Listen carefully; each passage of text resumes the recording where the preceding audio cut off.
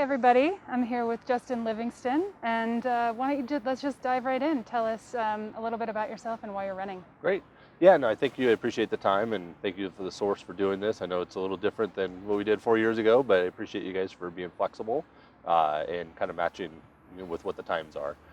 So my name is Justin Livingston. I currently serve on the City Council in position 1, uh, coming towards the end of my second term. And really the reason why I decided to run initially is really because my wife grew up in Bend, went to high school, and when she graduated high school, and I won't say the year, but towards the end of the 80s, there really wasn't any opportunity, and so she was really forced to move out of Bend. Now, fast forward, a good amount of time, uh, Bend has lots of opportunity, but it's becoming unaffordable. And one of the things that I was afraid of for my kids is that they would be facing a similar situation in decision making, that they wouldn't be able to come back to Bend if they wanted to. Not because there isn't opportunity here, but because it would be unaffordable. And it, especially for younger people trying to start a life, and it can be challenging. And so that was the reason why I ran. I wanted to, make an impact on Bend's affordability. I think we've done a lot. We made a lot of progress towards that. There's still a lot of work to do. Ben's still a relatively unaffordable place to live, unless you have, unless you're making money, out of, remote working from somebody else, somewhere else, or you're in particular industries. But for the average person, it's a pretty difficult place to live. And, really my goals are to make Bend more affordable. I've lived here for about 20 years now, or this year is 20 years, and just love the area. I grew up in the Willamette Valley, and boy, I tell you, getting out of the rain was really key. My wife and I, before we got married, we always planned to come to Bend at some point, because she wanted to be able to get back here where she grew up. And fortunately, we were able to do that pretty early on, even right after getting married.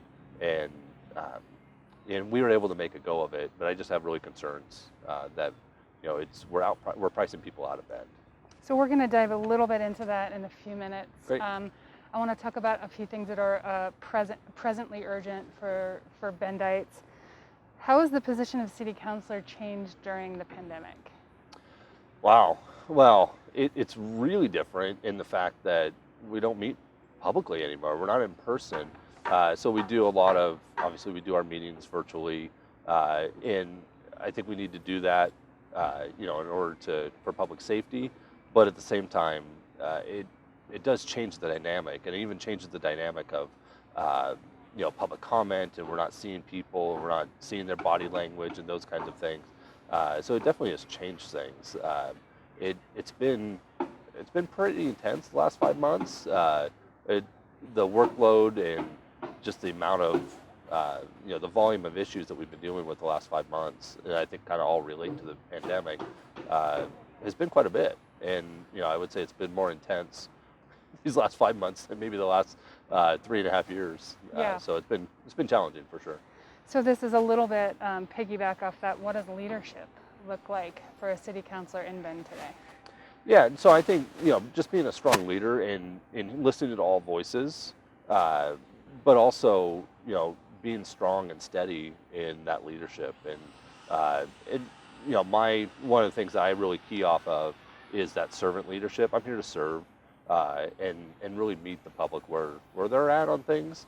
And I know we have a pretty diverse, not only just a diverse council, but we have a pretty diverse city as far as thought goes, and people's positions on different issues. So it's just trying to kind of match, where we, finding a balance between all of that. Mm-hmm.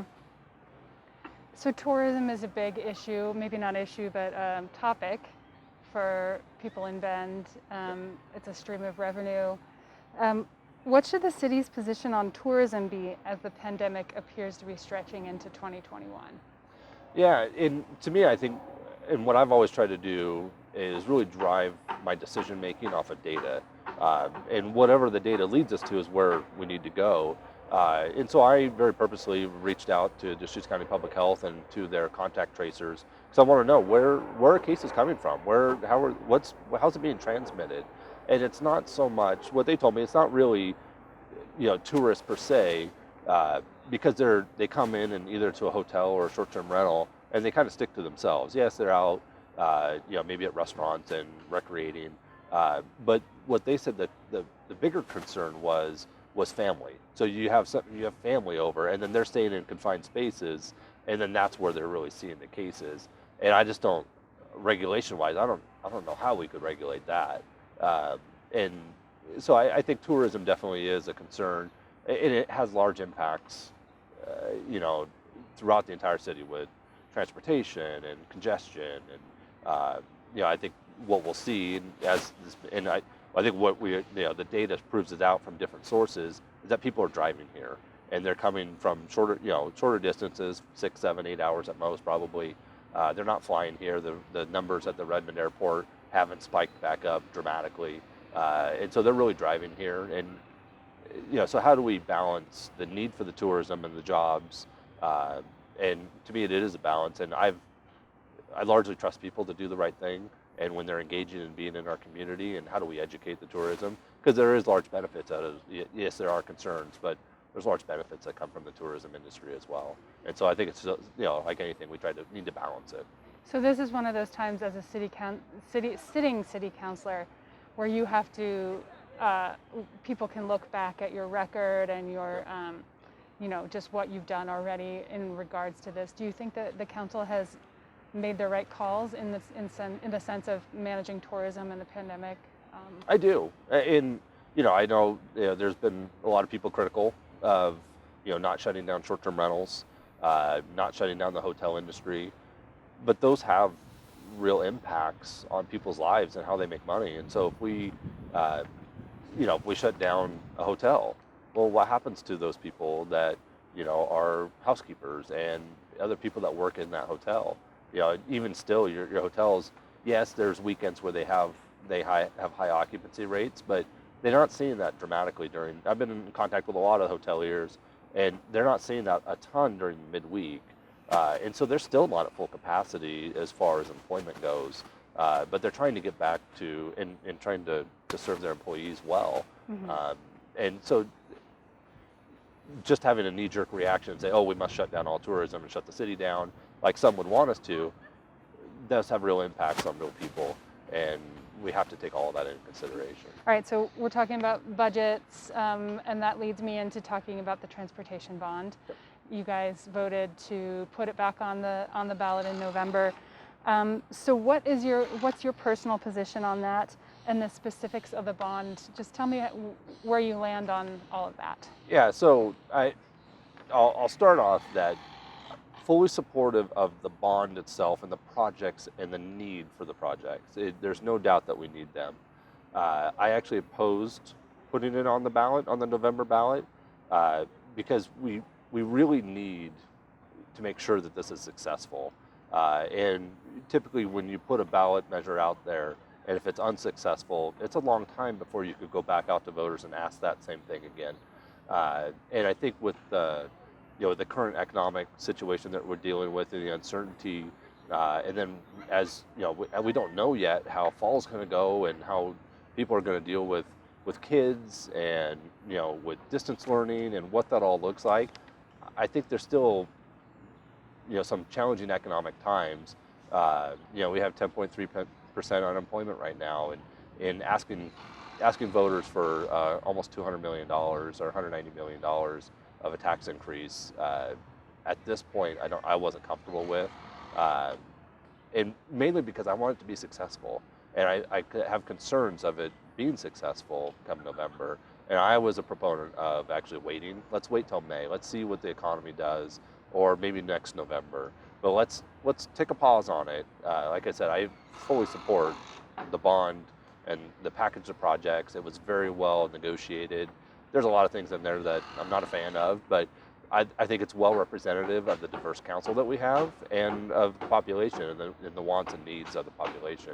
So, to me, I didn't see the harm in waiting, because of the way that the bond is structured, the first few years, because this council and the council previously, since I've been on council, we've really made a real effort to put and focus on making transportation improvements. And a lot of those, so we have a very heavy 5-year capital improvement project list. granted, a lot of that money is consumed with Empire and Murphy, but those are really key corridor and connections, east-west connections in the city that will be very beneficial. But also, we have improvements that have really been stifling development and creating higher housing costs. Whether it's Neff and Purcell improvements or Simpson, Colorado and Columbia, Simpson and Columbia. So there's key intersections that really you can't put it all on one development to improve those intersections. It's just too costly to do that. And so we just don't end up with development. And so that kind of goes towards the affordability. So we made a conscious effort to really make those improvements. And so we have capacity issues. With the city, our engineering and project management can't really handle so much. You only handle so much capacity. And then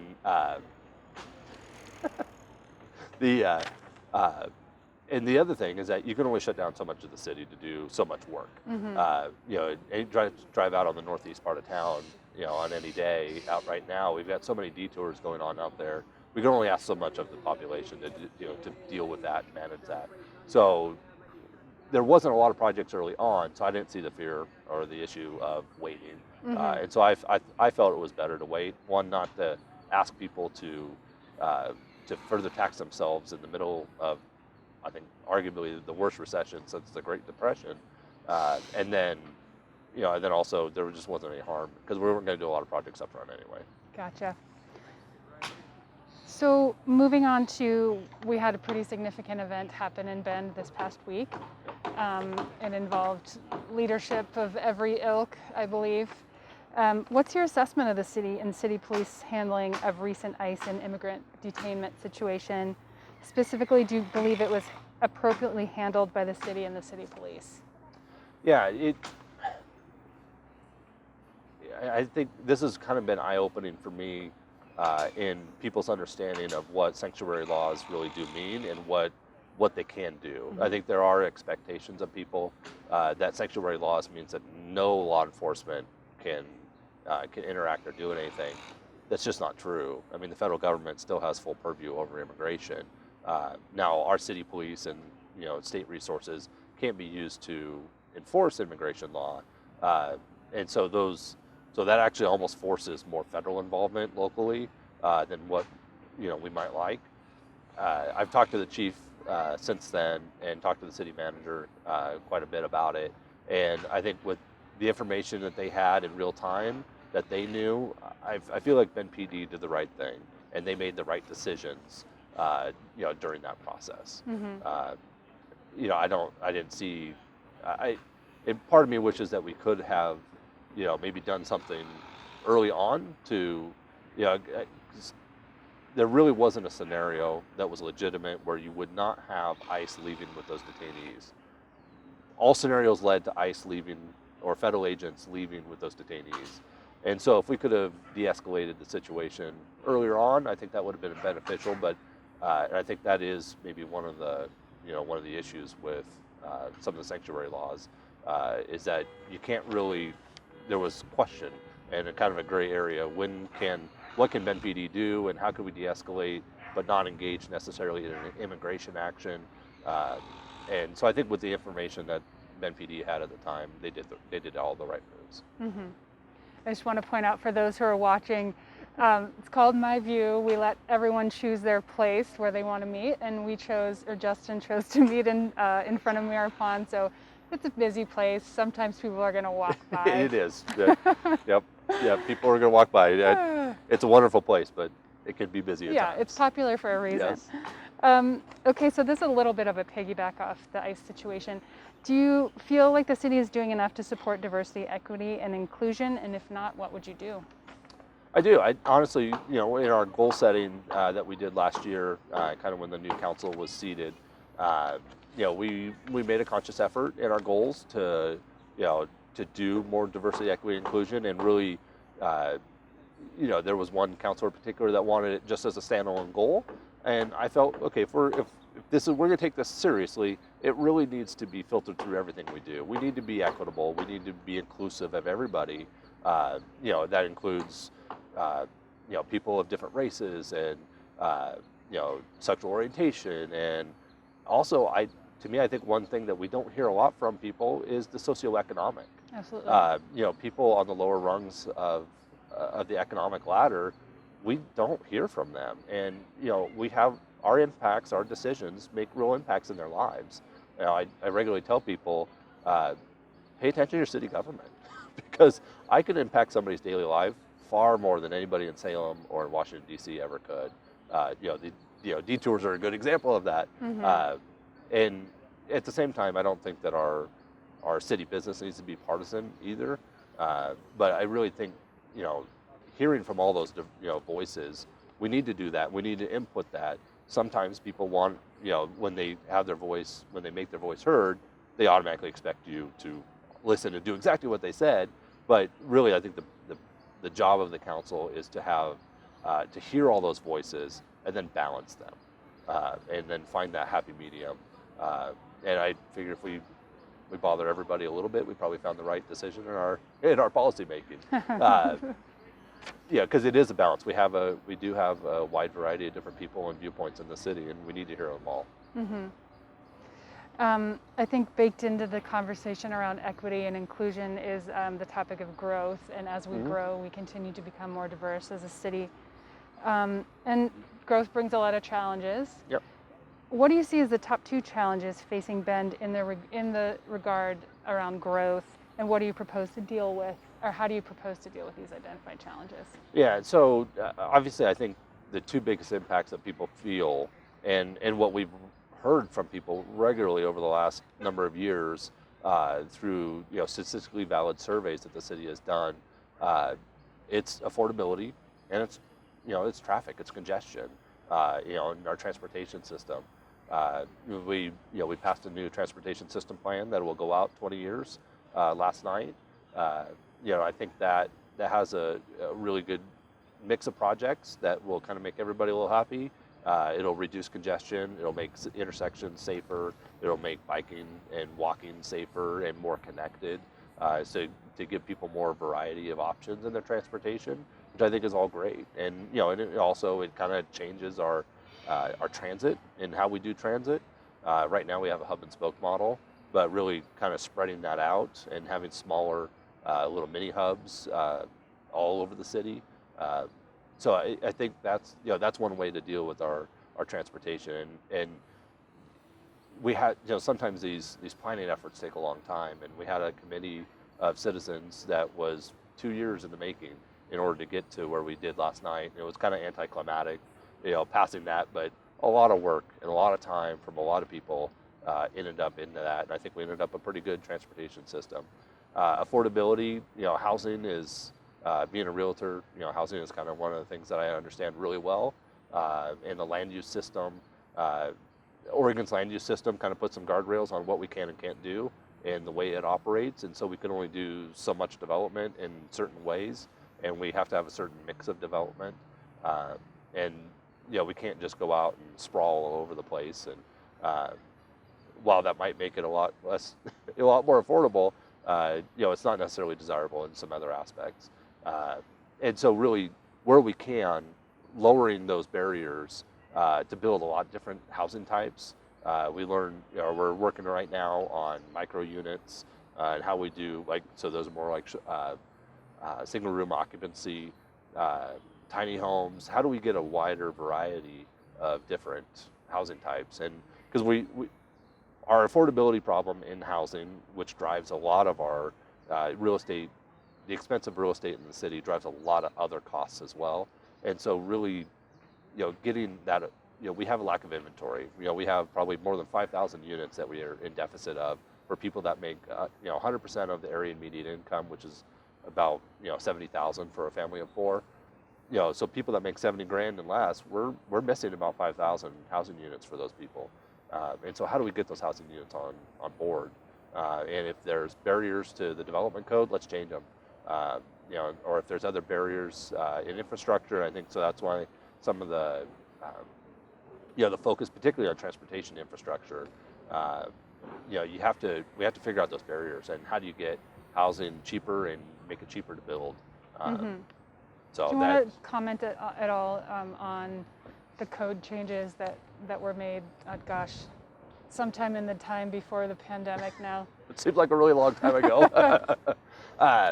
Yeah, so I actually started, prior to being on council, I was on the Affordable Housing Advisory Committee for a couple of years. And we put through a number of code packages and changes. We created accessory dwelling units, made those easier to build. Cottage code, we developed a cottage code.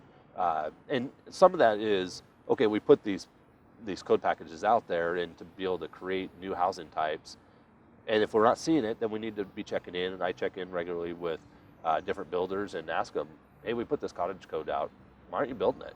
And okay, so give us feedback and what's in the code and what doesn't work for you, and let's constantly, sometimes there is a desire or I think some people look at the code as gospel, and it doesn't need to just be hard and fast. If it's not working, we need to fix it and change it. And so we actually have the city has a full-time code writer, and just going through the code and cleaning it up, and because there's where there's conflicts, but also making revisions to make it easier to build and to build all kinds of different homes. And a lot of those code packages I think have been, when you look at particularly like you look at accessory dwelling units, from what we did, and we look at the numbers of what was being built to the last few years, the numbers of those units are being built dramatically higher, and because this government had barriers to building those types of units, and so wherever we can do that, we need to be doing that. So, meanwhile, hundreds of people are still living in encampments or out of their cars in Bend. This is an area of big concern for many Bend voters, but it's our understanding that the City Council has been unwilling to allocate millions it would take to build shelters or even establish camps in partnership with other public bodies. What do you want to comment about that? Yeah, I'm not entirely not aware of the request for millions of dollars, but we do have somewhat limited funds in our, particularly like our community development block grants, and those that and our affordable housing fee. So whether you pull a building permit to replace a hot water heater up to the largest, multi-use or mixed-use, building, everybody pays 1/3 of 1% of the value of that permit, and that goes into our affordable housing fund. And we've been quite successful in building units that way. It's still not enough. We can't subsidize enough the problem to fix it. Although I say that, but we also have one of the most successful affordable housing programs in the entire state, probably only second to Portland as far as the number of units being built. And we leverage about 10 to 1. For every dollar we put in locally, we leverage that with outside dollars, with either private investment or other government financing, about 10 to 1. So we are quite successful in that. But those dollars are highly competitive. And when we have an application process, there's always more ask than there is money to come around. And we've done a lot with Bethlehem Inn, so I would say that we have done. I mean, Bethlehem Inn has a whole new new buildings, and the city has played a pretty significant role in not just getting them up and running initially when they first bought that hotel, but then also through their renovations and making that a better facility than it was and more useful facility. There's a lot of need though as well. And I would say that because these questions are assembled by our editorial board, and I come as their emissary. Sure. Our emissary.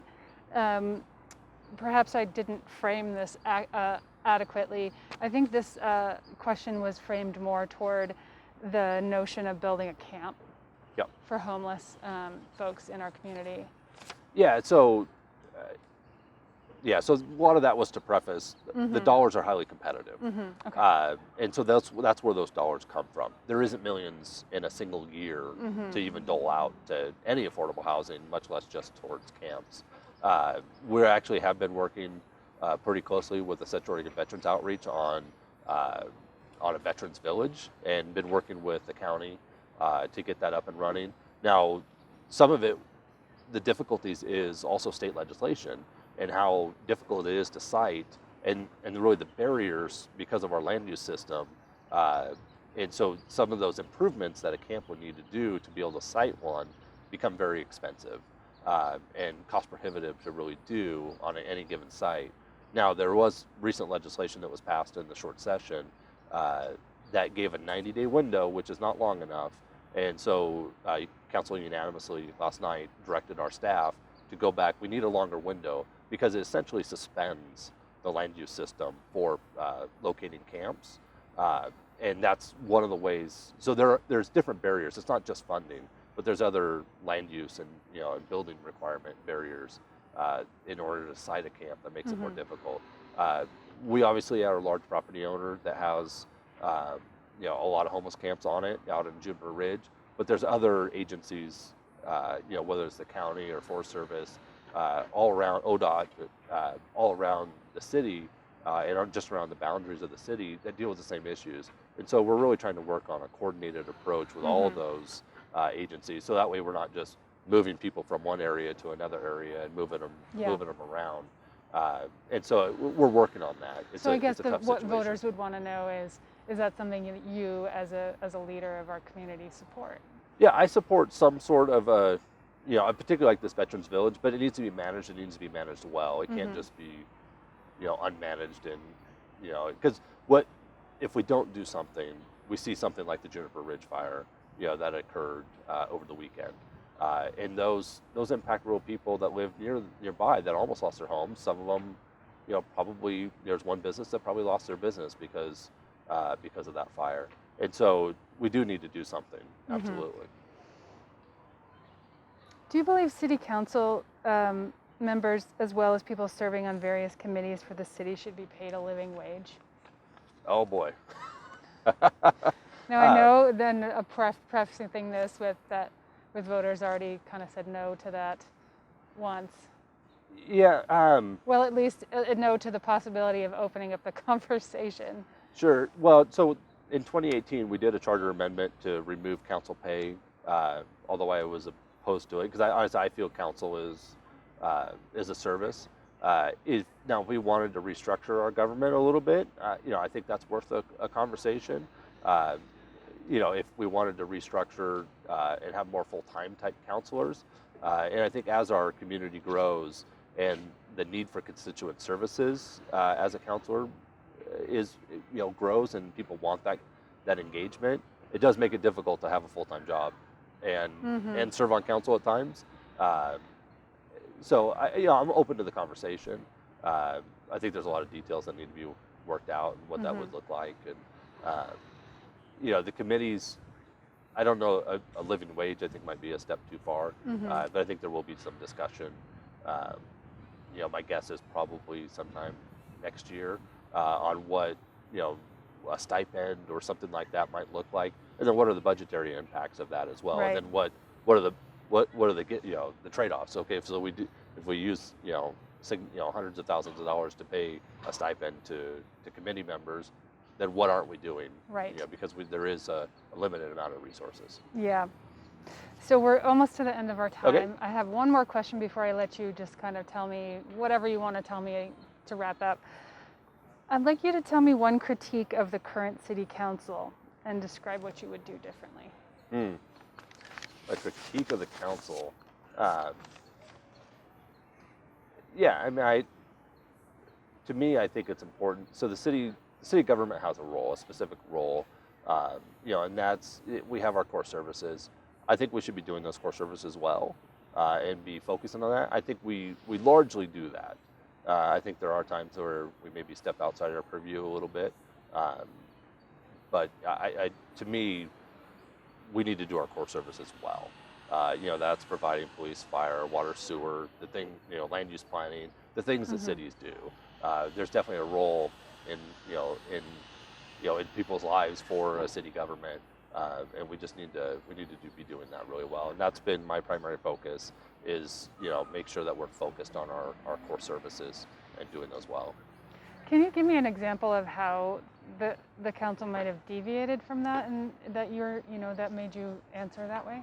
Yeah, I think sometimes stepping into subject matters where we would have little to no impact, or I think by some on council there is a desire to kind of bring national politics into city government, and what we do should not be partisan. And providing water and sewer to people, I mean, there's no reason those things should be partisan. And so I one of the things that I guess the critique I would have is when we allow national politics to play a role in how we're treating each other or talking to each other or treating a specific issue one way or the other. I don't think there's a place for that. There's a reason why these seats are nonpartisan. Great. Well, as we wrap up, anything that I missed that you'd like to touch on, and just, as well as just maybe letting voters know why they should vote for you? Yeah. No, I appreciate that. Really, I think we've hit a lot of the high points for me, and it is focusing on the city's core services, and making Bend more affordable and providing housing, all types of housing for everybody, and then also having a good transportation system. And then also, I think with the pandemic, we need to be focused on also economic development, and how do we get and make our economy more diverse. It's far more diverse than when I moved here 20 years ago, but we could still do a better job. And how do we get better, higher paying jobs, and how do we attract those companies to the area? And so that's going to be a focus of mine as well, is really getting out and recruiting and talking to businesses and getting them to come to Bend. But at the same time, we need to have a very welcoming environment for those businesses and a business-friendly environment. We need to make, streamline our permitting system.